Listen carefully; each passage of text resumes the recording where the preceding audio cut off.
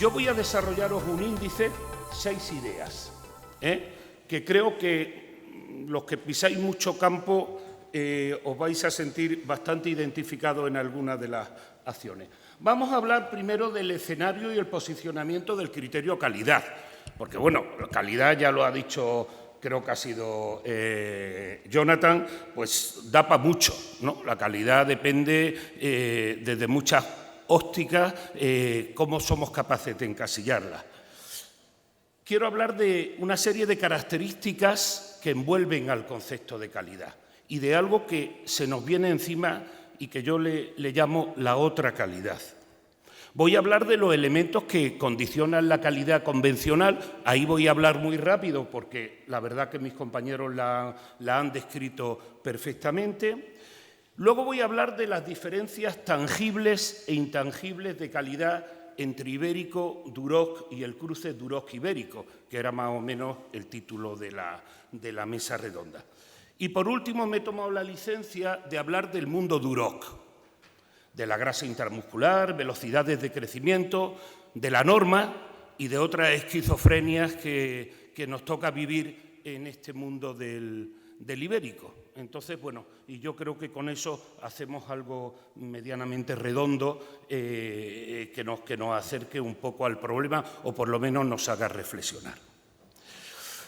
Respecto al criterio calidad, lo primero, yo si me subo en un dron y me voy a lo más alto que es capaz de subir el dron, pues lo primero que vería es en qué mundo vivimos, dónde están los mercados, porque tenemos mercados que van desde 500 euros a la semana en una casa de Alemania, 400 en Estados Unidos, en Egipto 70, en Ecuador 30 dólares o en el Chad 1,20 €.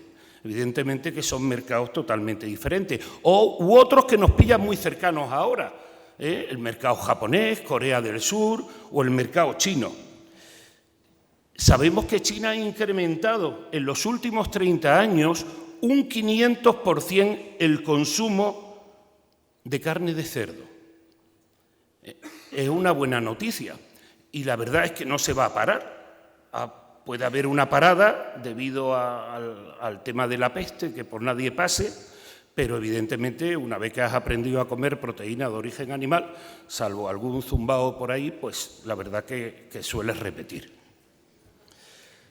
Otra cosa importante, que es el swing que tenemos que cogerle a todo el tema de la presentación de la proteína de origen animal, es empezar a familiarizarnos con los conceptos de gama de productos. Tenemos que saber lo que es un producto fresco, con unas características determinadas y para la que tenemos desarrollada una amplia gama de controles que determinen su calidad, alimentos de segunda gama en plan conserva, tercera gama predisposición al congelado, cuarta gama, quinta gama justa para consumo o sexta gama con una garantía absoluta, y lo he traído porque verdaderamente hemos vivido una situación bastante lamentable con lo de la listeria de este verano y evidentemente la demanda de alimentos irradiados y pasteurizados se está convirtiendo en algo que a la vuelta de unos meses va a estar implementado en gran parte de la industria cárnica. Otro elemento importante es distinguir hacia dónde van las costumbres de los países. Los países desarrollados son países que están envejecidos. Este es un país envejecido, que piensa ya más en la dieta, en la salud y que tiene un concepto variado de la calidad. Y empieza a meter conceptos de calidad ética, le importa el bienestar animal, los parámetros ambientales y sobre todo el grado de presión que reciba por los medios de comunicación al respecto. Esto tú vas y lo cuentas a un país emergente y se te quedan mirando como diciendo, oye, mira, si es que yo quiero dejar de comer frijoles y quiero pillar un poco de carne todos los días en mi dieta. Entonces, evidentemente, son perspectivas muy diferentes. Por lo tanto, en el primer mundo, que es nuestro mercado, a lo que íbamos a hablar de Duroc, Ibérico y sus cruces, comer no es una prioridad. Por lo tanto, el modelo productivo en el que muchos de los que estamos aquí, y vamos, los que han subido a la 5ª planta y los que, como yo, estamos ya en la 6ª planta, pues hemos crecido optimizando unas materias primas y sacando kilos de carne. Pues ese modelo está totalmente obsoleto. Estamos a otra cosa y tenemos que saber cambiar en ese sentido. En ese sentido, pues yo quiero hablar, en primer lugar, de algo que me preocupa sobremanera, que es el concepto de la otra calidad. Hoy día es el consumidor el que va a determinar las características de calidad que necesitamos. Y entonces, a partir del consumidor, vamos a construir el modelo. Y quiero llamar la atención sobre 2 elementos que empiezan a tener una importancia y una influencia preocupantes, que son el bienestar y el medio ambiente. Llevamos comentándolo años, pero verdaderamente ahora se ha pasado a descontré, como dicen en las películas. Yo no sé nunca lo que ha significado el descontré, pero estamos en descontré del tema del bienestar y del medio ambiente. Por lo tanto, esa carne diferenciada, aparte de comodidad, calidad, tiene que dar seguridad. Y tenemos que movernos en un escenario muy particular. Fijaros cuáles son los nuevos desafíos para sobrevivir en la producción de proteínas de origen animal. Hay que reinventarse, hay que ser medioambientalmente hablando, demostrar la ausencia absoluta de sufrimiento animal y salir a vender la idea, y diferenciar este producto. Este es nuestro nicho de mercado, en este caso, ahora mismo, y sobre todo con carnes que tienen un valor añadido. No se puede ni cuestionar la cuestión medioambiental ni la cuestión del bienestar animal. Fijaros las campañas mediáticas que hay en curso. La del centro es la que más gracia me hace, porque además lo he cogido de un libro de la hija de un amigo mío de conocimiento del medio. Las 20 principales empresas de carne y lácteos emiten más gases con efecto invernadero que Alemania. Esto se enseña en la escuela y ese es el consumidor de mañana.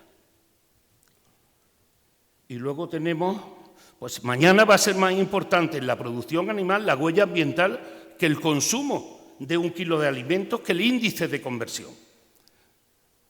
Vamos a tener que vamos a etiquetar en base al impacto ambiental. Y sin lugar a dudas vamos a incrementar el coste vía impuestos por la huella ambiental que dejemos. Vamos a tener que medir con exactitud las emisiones, pero de una manera muy precisa. Y para ello se hace imprescindible conocer con exactitud los requerimientos nutricionales, la genética de los animales, expresada en su dinámica metabólica a lo largo de todo el proceso productivo. Al final, todos son costes. Primera gran oportunidad de diferenciación del cerdo ibérico, según los diferentes tipos de producción. Pero además tenemos la proliferación de los tontos. Pues entonces ya tenemos toda una retahíla, estos crecen como setas, ¿no? Y entonces, pues, cuando no es la vigilia vegana, la violación de las gallinas o que la huerta murciana ahora estamos envenenados desde hace un tiempo, ¿no?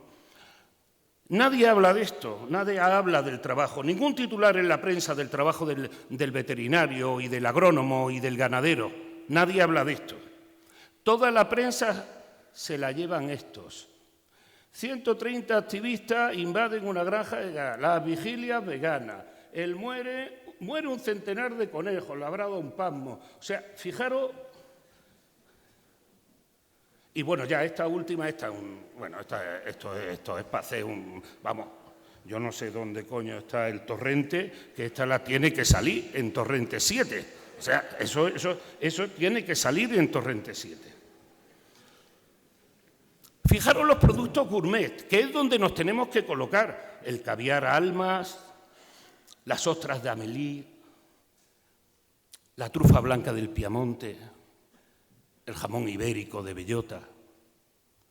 Nada, pues ahora tenemos el top gourmet vegano, el aguacate relleno de cebolla colorada con tintes de tomate trufado, las berenjenas al estilo rococó. Bueno, esto es vamos, o sea, hay un libro gourmet de dieta vegana y tiene mucha más propaganda y más horas gratis de televisión que cualquier otra, que todo lo que hacéis vosotros. Fijaros si hay que empezar a tener una actitud proactiva en este sentido.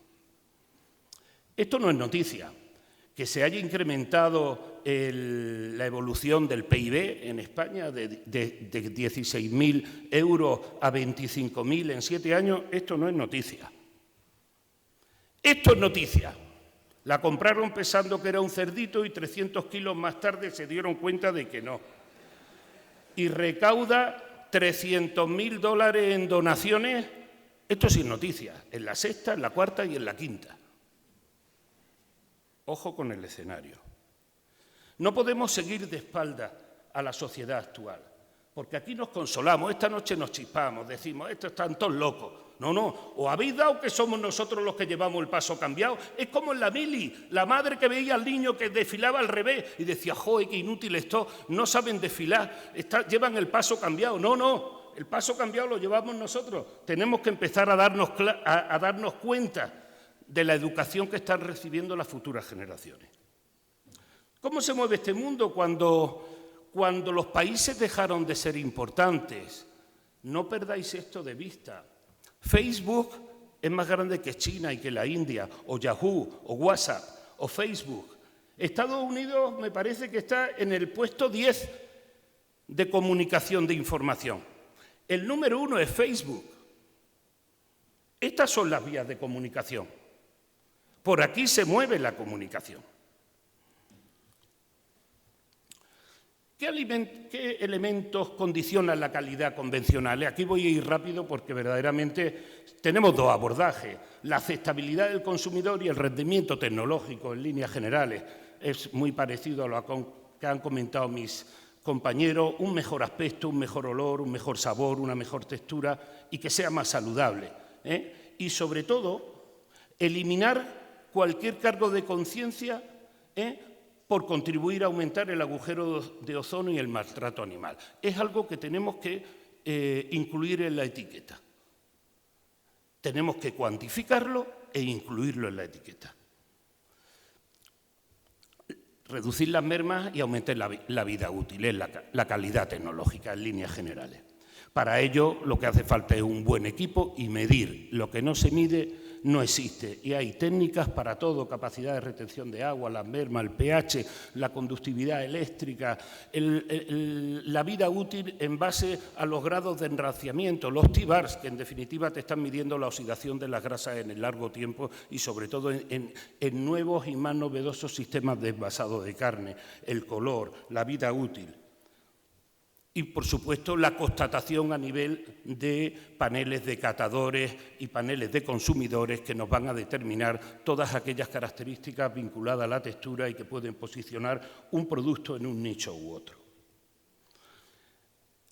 Los factores que afectan a la calidad, los dos principales, que son los dos motivos de las mesas redondas de esta tarde, evidentemente la genética y la nutrición. Pero, ojo, no perdamos de vista que en el circuito está el transporte, el corte, el procesado, las condiciones post-mortem y las condiciones ante-mortem, que hay que tenerlas muy en cuenta para que el producto final sea capaz de dar la cara y el nivel de calidad adecuado.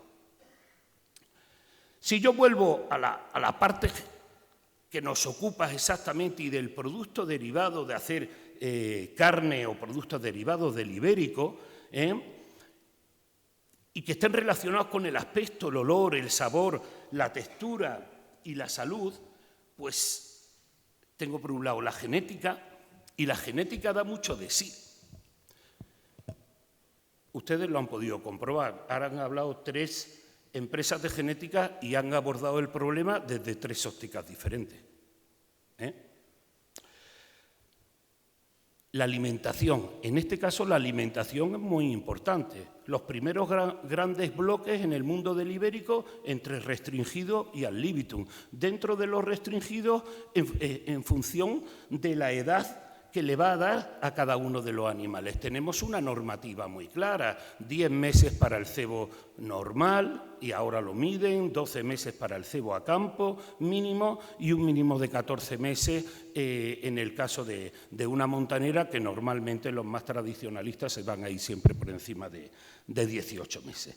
El ejercicio físico, que ahora hablaremos qué influencia tiene, y la aportación en algunos modelos productivos que te pueda dar pues, el consumo de hierba desde el punto de vista de antioxidantes naturales. Y luego, evidentemente, dentro de la nutrición, la vinculación que puede tener, por un lado, para dar o modificar el perfil de ácidos grasos, porque podemos tener una predisposición genética a tener más oleicos, y eso va a estar íntimamente ligado a la predisposición genética a tener más miofibrillas tipo 1, que son las que se envuelven de grasa, y es además donde va a depositarse ese C18-1, ese monoinsaturado, y luego tener el sustrato con suficiente oleico para que pueda llegar a ese animal. ¿Qué diferencias tangibles e intangibles de calidad hay entre el ibérico, el duroc y el cruce de duroc ibérico? Pues mira, depende de dónde vayas. Si tú te vas a la zona de Huelva o de Jabugo, el prototipo y el animal que más gusta y que más convence es el ibérico puro. Si te vas a la zona de Salamanca, no quieren el ibérico puro ni regalado, quieren un ibérico cruzado en Guijuelo. Los dos se atribuyen que su cerdo es el que tiene más grasa intramuscular. Depende, porque hay genotipos que infiltran más, genotipos que infiltran menos, y hay además cruces que gozan de unos niveles de heterosis mayor o menor en lo que a infiltración grasa se refiere. Lo que además es importante, y en lo que a los jamones se refiere, es que las poblaciones de hongos que hay en cada uno de los secaderos, tanto en la zona de Jabugo como en la zona de Guijuelo, pues no tienen nada que ver, y evidentemente el buque de los jamones pues también presenta unas características diferenciadas. Por lo tanto, pero yo me quiero centrar en lo que verdaderamente puede llegar a influir desde el punto de vista genético, qué características inherentes al grupo racial. Pues una característica muy importante es la precocidad, el peso a la madurez, el comportamiento alimentario que tienen estos genotipos en pureza o cruzado, el desarrollo muscular, la capacidad adipogénica, el tipo de fibras musculares y la proporción que hay entre cada una de ellas, la adaptación al medio y la variabilidad genética dentro de la propia raza. Porque aquí hablar de medias está muy bien, pero el problema es que la mayoría de los errores estándar que nos encontramos cuando hacemos evaluación de grandes poblaciones es que los errores estándar son muy altos porque son, me refiero en este caso al ibérico y a los cruces, porque son líneas genéticas poco seleccionadas y, por lo tanto, muy heterogéneas en su expresión genética. Fijaros, estos son datos propios. Nosotros hemos modelizado dentro de un proyecto, pues hemos modelizado varios modelos. Hemos modelizado un cebo convencional, hemos modelizado un cebo a campo y hemos modelizado pues, futuros reproductores puros, tanto de ibérico como de duroc. Pero, evidentemente, 3 de estos genotipos han tenido una alimentación restringida y otro ha tenido una alimentación ad libitum, que es la que te exige una modelización en toda regla. Pero, evidentemente, los datos están ahí para analizarse. El comportamiento metabólico, el comportamiento de incorporación de nutrientes que tienen estos genotipos, pues tienen una variabilidad interesante e importante de tener en cuenta. Ahí tenéis datos un poco de los restringidos y de los ad libitum, que lo único que demuestran es que verdaderamente tenemos que trabajar conjuntamente tanto la parte genética como la parte de nutrición para verdaderamente llevar esto a buen puerto. Otro tema importante es que evidentemente no tiene absolutamente nada que ver un cerdo ibérico y un blanco. Aquí tenéis un trabajo muy interesante de Barea, donde te habla de un 60,6% de grasa en el kilo en el gramo de crecimiento por kilo de la composición química de la ganancia de peso, mientras que en el caso de los large white castrados, un trabajo de Quinú, el 25,2%. ¿Cómo va a ser igual? No tienen absolutamente nada que ver desde el punto de vista metabólico. Son comportamientos totalmente diferentes y, por lo tanto, monitorizar y estudiarlos son de gran utilidad para poder hacer un programa aceptable. Otro tema importantísimo, y que algunos de mis compañeros lo ha tocado, es la distribución de las fibras musculares.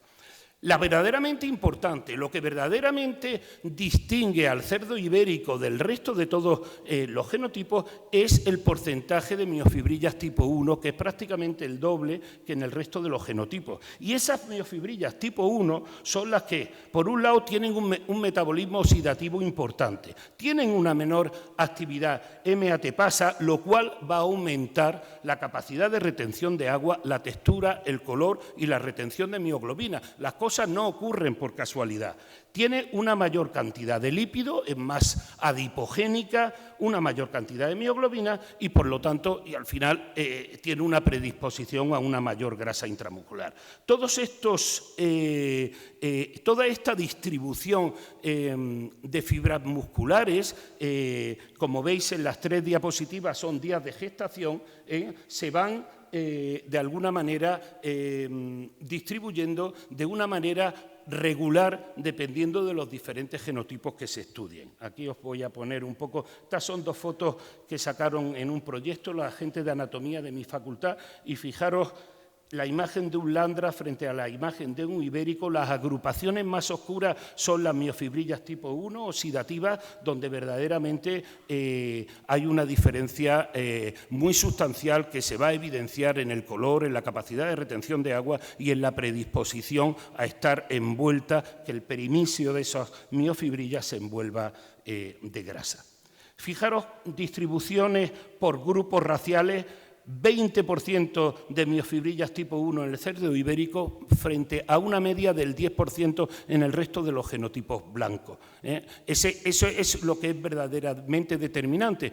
Y esto, cuanto más edad tiene el animal, se pone más en evidencia. Cuanto más ejercicio, por eso hay una diferencia tangible entre un cerdo de montanera y un ibérico de campo o un ibérico de cebo. Evidentemente son la consecuencia del desarrollo de las características inherentes a este aspecto fisiológico de la raza.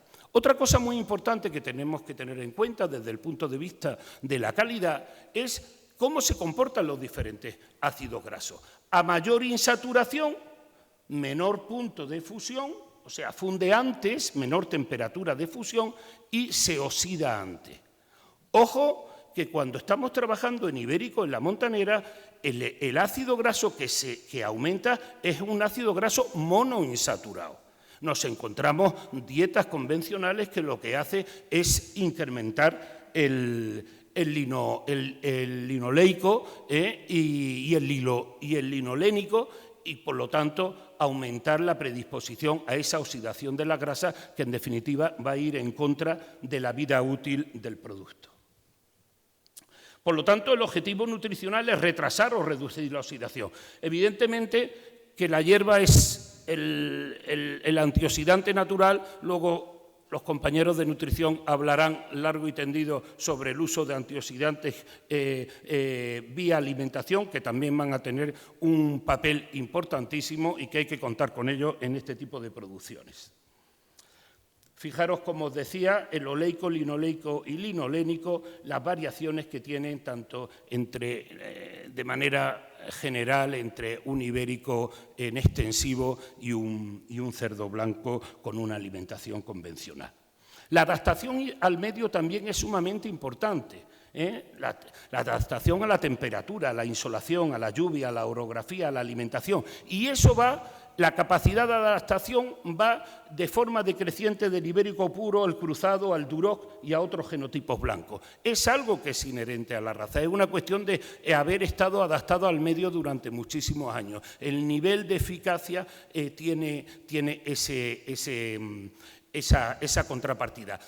Fijaros que las producciones de encínalo o encinares en la zona de la Sierra de Huelva o en la Sierra de Cádiz son mucho más abruptos que una de esas en la zona de Extremadura, y ahí se comporta mucho mejor un ibérico puro que un ibérico cruzado. Esto está íntimamente vinculado a la base genética. Hay un trabajo muy bonito de Clemente López Bote donde pone de manifiesto todas estas características.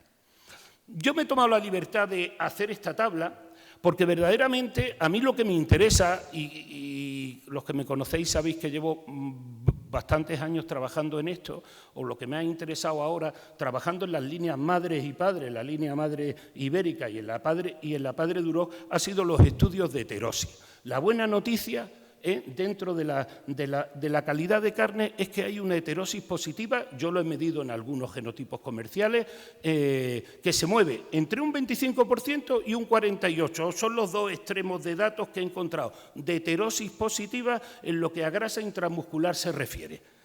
O sea, si yo tengo un 5 de grasa intramuscular en un ibérico, un 4 en el Duroc, 5 y 4, 9, entre 2, 4 y medio, más un 40% es lo que me está dando el cruzado. Eso es la heterosis, lo que supera la media de los dos genotipos que participan en el cruzamiento. Esta noticia salió ayer. Y la he traído porque creo que es una buena noticia. Ayer publicaba La Vanguardia y hoy se ha presentado en el Congreso Mundial del Jamón que se acaba de terminar un estudio en ratones por la Universidad de Oviedo donde se revela que la ingesta de jamón de bellota 100% natural previene y protege contra los síntomas de la colitis ulcerosa, que se le ha dado 3 minutos. Se le ha dado, ya, pero es que hemos empezado también un poquito más tarde. Mira, ya estoy en el último apartado. Mira, yo voy a hablar del mundo Duroc, una cosa muy rápida. La grasa intramuscular, la velocidad de crecimiento, la norma y otra esquizofrenia. Bueno, pues este es el escenario. Tenemos todas las empresas, todos se han apuntado a cruzar con ibérico, porque las empresas están para ganar dinero, no son ONG. ¿no? Y entonces cada uno lo asume de la manera que mejor lo entiende y están poniendo recursos importantes para seleccionar en esa dirección. Mis reflexiones al respecto son: los niveles de grasa intramuscular son muy diferentes y muy heterogéneos a medida que se seleccionó en los últimos años para otros caracteres. Evidentemente, muchos Duroc que vienen a esta fiesta ahora venían de una selección para la eficiencia y ahora, en el mundo del ibérico y con la norma y esas esquizofrenias derivadas de la norma, hay que hacer un Duroc ineficiente para poder estar dentro de la norma. La conformación hacia líneas más magras ha determinado que algunas genéticas hayan dejado de ser adipogénicas. Eso es importante. Si yo selecciono durante muchos años para magro, dar la vuelta cuesta mucho trabajo para volver a convertir al animal en adipogénico. Las velocidades de crecimiento alcanzadas por algunas líneas Duroc determinan su inutilidad. Tesales crece demasiado rápido. Ahora mismo los calentamientos de cabeza de los nutricionistas van en la dirección de hacer cerdos de crecimiento lento para poder cumplir la norma. Las líneas de utilidad para ser usadas en la producción de ibérico deben de seleccionarse en ese sentido. La buena noticia es que los caracteres, como he comentado antes, estos caracteres relacionados con la calidad de carne tienen una alta heredabilidad y gozan de una buena heterosis y, por lo tanto, se van a poder conseguir avances en periodos de tiempo bastante razonables. En todos los casos no se concibe la mejora de la calidad sin un programa de alimentación que vaya íntimamente ligado. Por eso el binomio genética-nutrición debe de ser uno de los abordajes más importantes y más sólidos para conseguir esa mejora de la calidad. La forma de aumentar la infiltración grasa ya la han comentado: incorporar líneas genéticas en base a grasa intramuscular, alimentación, manejo adaptado al modelo de producción y, evidentemente, selección mediante marcadores moleculares. Y ya con esto termino. Nosotros llevamos trabajando 3 años en un CEDETI en esta línea, en dos líneas, una de ibérico y una de Duroc, y un programa de alimentación de modelización en las diferentes fases. Y bueno, pues evidentemente se ha puesto de manifiesto el incremento de esa heterosis y por lo tanto la consecuencia de una mejora de la calidad de carne. Y ya a partir de ahora pues nos ponemos en la mesa redonda mesa y hablamos lo que nos deje aquí el amigo José Luis. Muchas gracias por vuestra atención. Yo creo que lo que podemos hacer es alguna intervención, por favor, muy corta de los ponentes, si hay alguna en el público. Yo sí que me gustaría hacer una pregunta a los ponentes. Yo creo que es importante en España todo el tema de ibérico, es importante por nuestra gastronomía, todo el punto de Duroc y todo eso, pero eso es un nicho del mercado. Yo he echado en falta un poquito qué pensáis vosotros y hacia dónde va toda la mejora de calidad de carne, pero claro, lo que nos preocupa a los que estamos en el mercado, sin empeorar o empeorando lo menos posible índices de conversión, rendimientos a matadero, todo ese tipo de cosas. Es una pregunta muy amplia, creo, pero me gustaría yo creo que es una pregunta que a la sala le puede importar, ¿no? Pues lo otro está claro, lo que es calidad, entre comillas. Neil? Okay. One of my biggest concerns is if we try to make these animals too efficient, we're going to change all the good properties with them with the type 1 fibers and things like that. I think we need to be very careful in anything we do to try to change that line and make it more economical. It sort of speaks for itself. The other thing, I think it's a niche market, but we're starting to get them in the U.S. now. There's a production system in the U.S. down in Texas. I'm excited about that. After living here for 3 years and being able to eat it whenever I want, hopefully we'll start to have it in the supermarkets there, and it'll grow outside of just out of the Iberian Peninsula as well.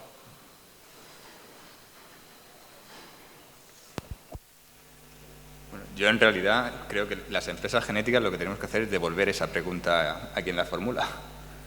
Nosotros no debemos definir hacia dónde va a ir las líneas genéticas. Las líneas genéticas irán hacia donde nos demande el mercado. Y esa es la pregunta que nosotros siempre trasladamos. Es decir, ahí tenemos posibilidad de trabajar en diferentes escenarios. Podemos ir hacia aquí, podemos ir hacia acá y podemos ir a un ritmo o a otro. Y cada vez es más importante y cada vez más necesario la interacción entre, al final, ya no solamente el productor, sino el destinatario final, que es el que va a decidir cuando llega al supermercado dónde se gastan sus euros, para que nosotros, porque el trabajo de la genética es un trabajo a largo plazo, y necesitamos saber hacia dónde queréis que vayamos. Y cuando digo queréis, me refiero en un primer momento al productor, pero el productor tiene que tener la información del industrial y el industrial tiene que tener información del mercado.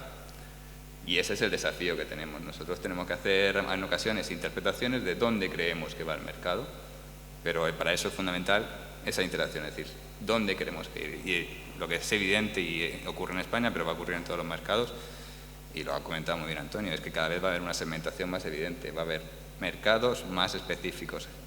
La demanda es muy variada y lógicamente no vas a producir para el que busca carne de soja, sí se puede llamar carne, pero dentro de los diferentes perfiles de consumidores tendremos que satisfacer y un único producto no lo va a hacer.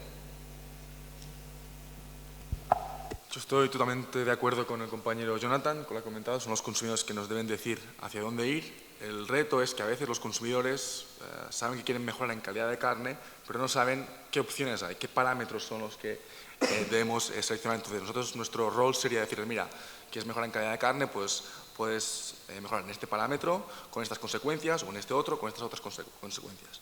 Este es un punto. El otro es que al final es una discusión entre objetivos de selección, y si analizamos la historia, pues antes se trataba todo de caracteres de producción y reproducción, y si miramos hacia adelante vemos como caracteres de calidad de carne van a jugar un papel mucho más importante dentro del pastel, incluso caracteres de bienestar animal. Y el tercer punto, respecto que es un mercado pequeño, es cierto, pero sí que es verdad que también en Japón pues es algo que tira bastante el tema de calidad de carne. Y una última observación, y es que en el tema de eficiencia, sí, que a lo mejor estamos haciendo un cerdo demasiado eficiente, pero es cierto que el medio ambiente también tira de esa eficiencia, ¿no? Es decir, si queremos hacer una producción sostenible con el medio ambiente, esa eficiencia es necesaria. Entonces, es un poco difícil predecir hacia dónde irán las cosas. Mira, lo que vamos a hacer es, vamos a trasladar lo que es la mesa redonda, al final también las preguntas o la mesa redonda con la de nutrición, porque creo que va a haber cosas que se van incluso a solapar por el tema de cómo vamos de tiempo. Entonces os pido a los ponentes, a Bonil, que se tiene que marchar, que si os podéis quedar al final, haremos una mesa redonda con los ponentes de nutrición. Ahora tenemos una paradita para tomar un café, copatrocinado por Boehringer, y volvemos aquí en un rato.